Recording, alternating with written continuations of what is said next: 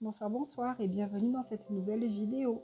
Ce soir, je vous propose une recette réconfortante, une recette qu'on apprécie de manger lorsque dehors il fait froid. J'avais testé il y a quelque temps le Mont d'Or au four. Là, ce soir, on teste le rustique. Je suis donc allée à Intermarché faire des courses, donc j'ai opté pour deux rustiques. J'avais des pommes de terre du jardin de mes parents, donc des bonnes pommes de terre. Je vais y rajouter du laurier et du thym, des gousses d'ail et j'ai pris également du jambon cru. Je vais commencer par éplucher les pommes de terre. Donc si vous le faites avec des pommes de terre nouvelles plutôt dans la saison, vous pouvez très bien laisser la peau. Si vous achetez aussi des petites pommes de terre, des rates, vous savez, des petites pommes de terre rondes, pareil, vous pouvez laisser la peau. Là, la peau était un petit peu épaisse, donc j'ai préféré éplucher mes pommes de terre. Je garde toujours les épluchures et les déchets de table.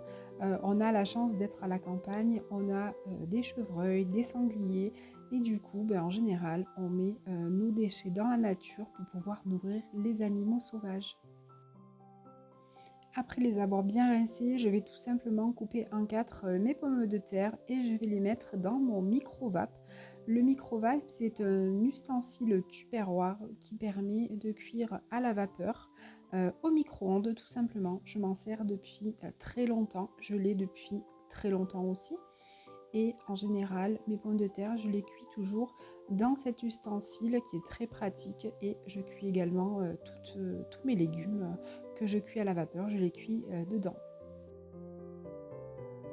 Il suffit tout simplement de mettre dans le compartiment du bas de l'eau, de mettre le compartiment avec les aliments et de couvrir avec le couvercle. Et le tout part à peu près une vingtaine de minutes au micro-ondes.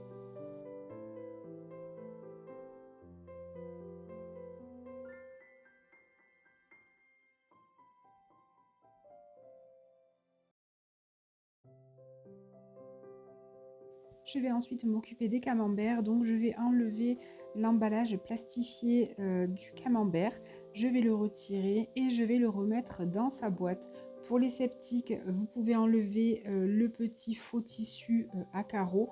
Moi je le laisse, c'est un tissu, il n'y a pas de plastique, donc c'est plus du papier, donc je le laisse. Maintenant, si vous êtes sceptique, vous le retirez et vous mettez du papier de cuisson selon les camemberts que vous utilisez, surtout si c'est plastifié, bien sûr, surtout vous ne laissez pas le plastique pour aller au four. Ensuite, à l'aide d'un couteau, je vais entailler mon camembert, donc dans les deux sens, de manière à former comme un damier.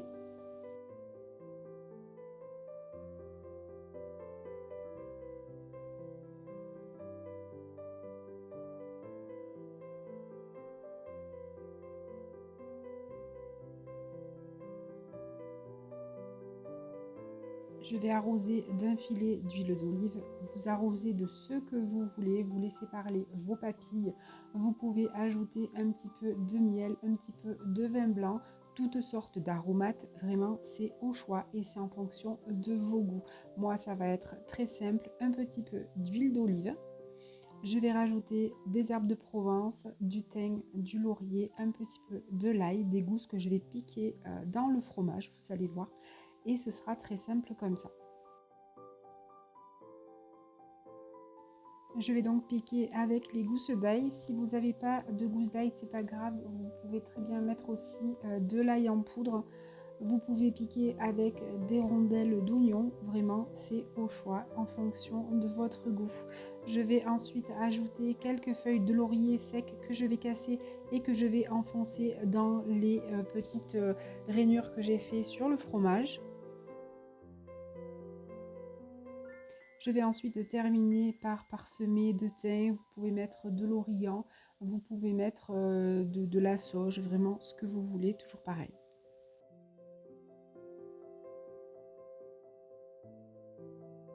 Voilà, les camemberts sont prêts à aller au four. On va donc les faire rôtir au four.